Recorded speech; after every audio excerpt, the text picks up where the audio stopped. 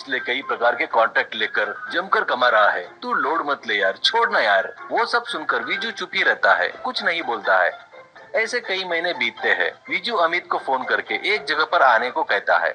अमित वहाँ जाता है तो वहाँ एक हाईवे पर एक टोलगेट दिखता है। वो देखकर अमित, क्या है रे ये? काम छोड़ने के बाद 3 महीने तक दिखा नहीं, अब दिख रहा है। तो ये टोलगेट पर काम कर रहा है क्या? ऐसा पूछता है विजू। यार क्या समझ रहा है, ये टोलगेट अपना ही है रे, मैंने ही सेट किया है। वो शेषु ने जब से मेरा अपमान किया ना, तब मेरे अंदर का चोर जाग कर हर्ट हो गया रे। इसलिए मैं क्या हूँ दिखाने के लिए मैंने ये टोलगेट सेट किया है। ऊपर से इधर से ज्यादातर नॉन लोकल गाड़ियाँ ही चलती है, हाईवे वाले की नजर इधर नहीं पड़ती। अब से अपन दोनों इसमें बैठकर फुल पैसा कमाएंगे, फुल वसूल करेंगे। इसके लिए अमित भी ठीक है बोलकर मान जाता है। फिर अगले दिन से अमित और विजू दोनों मिलकर टोल गेट सेट करके आने जाने वालों से टोल वसूल करने लगे। टोल गेट का रेट कम होने से लोग भी ज्यादा ध्यान नहीं दे रहे थे और पैसा देकर जा रहे थे।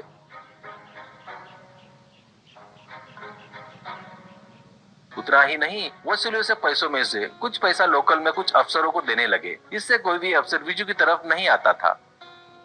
ऐसे कुछ दिनों बाद विजू डायरेक्ट एमएलए के पास जाकर उनसे जो टोल गेट लगाया है उसके बारे में बताकर और उसमें से कुछ हिस्सा महीने में लाकर देगा करके मना लेता है। ये सुनकर एमएलए खुशी से मान लेता है। इससे विजू एमएलए को सुटकेट में पैसा भरकर अमित के द्वारा भेजता था। उन पैसों को देखकर एमएलए बहुत खुश होता था। ऐसे साल बीत जाता है। एक दिन एमएलए की कार टोल गेट क्रॉस करते वक्त एमएलए के साथ शेषु था। वो विष्णु को देखकर और कार रोककर एमएलए से शेषु, भैया वो बहुत बड़ा चोर है भैया, वो यहाँ है, मतलब कुछ तो भी गड़बड़ है। क्या माजरा है, थोड़ा पता करो भैया। एमएलए, उसके बारे में मुझे सब कुछ पता है। क्या रे अपन चोर नहीं है क्या? कैसे भी हो, सब लोग इस धरती पर चोरी करने और लूटने ही तो आए हैं। और वैसे भी ये रोड तूने नहीं बनाया ना, अपने अपोजिशन पार्टी वाले ने बनाया ना, तो उसने टोल गेट बनाया तो तुझे क्यों टेंशन हो रही है? कुछ हुआ तो अपोजिशन वाले को ही होगा ना, चुपचाप मुंह बंद करके बैठ, कहता है। ये बात शिशु के दिमाग से निकलती नहीं। देखते ही देखते विजू कुछ महीनों में ही करोड़ों कमा लेता है। उसका स्टेटस पूरा बदल जाता है। अब वो टोलगेट पर कुछ वर्करों पर रखता है और वो महंगी गाड़ी में घूमता है। ऐसे विजू के ठाट बाट देखकर शेषु अमेल को पता ना चले ऐसा चुपचाप मीडिया वालों को विजू लगाए सो टोलगेट के बारे में बताता है।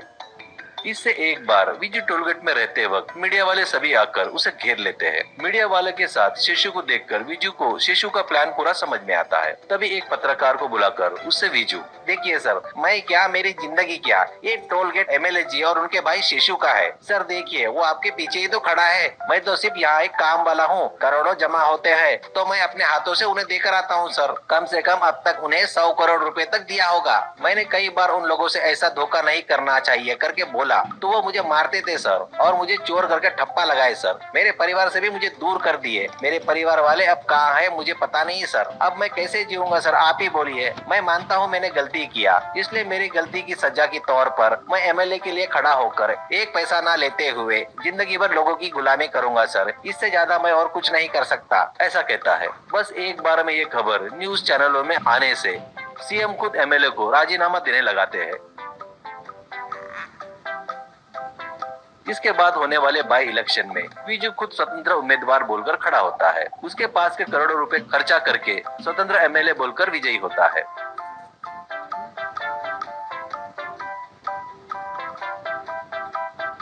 ऐसे जीतने के बाद विजू एमएलए के घर जाकर वहाँ शिशु को थैंक्स कहता है और बाद में एमएलए से विजू, सॉरी भैया, बुरा मत मानो, आप बोले तो मुझे हमेशा आपसे प्यार रहेगा भैया। मेरे नकली टोल गेट से मुझे एनकरेज किए, मुझे करोड़पति बनाए, लेकिन मैंने कुछ नहीं किया भैया, ये सब आपके भाई ने किया है। अचानक मीडिया वालों को बुलाकर मुझे फंसाना चाहता था भैया। मैं भी एक इंसान हूँ ना भैया, डायरेक्ट जेल में कैसे जाऊँ? मैं भी मेरे से बड़े को फंसाना चाहिए ना, इसलिए बचने के लिए आपको फंसाया भैया। इसमें प्लान वगैरह दुश्मनी कुछ भी नहीं है भैया। ठीक है भैया, बाय बाय, फिर मिलेंगे भैया। भैया अगर आपको कहीं टोल गेट लगाएंगे तो पहले मुझे ही बताना भैया, कहकर चला गया।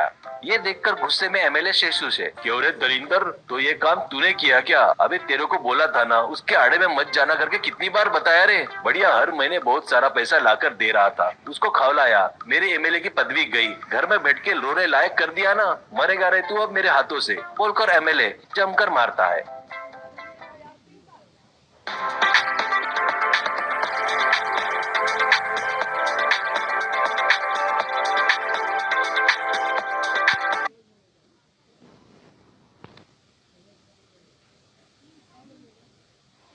भोगापुर के गांव में चमन और चमेली कहकर एक जोड़ा रहता था।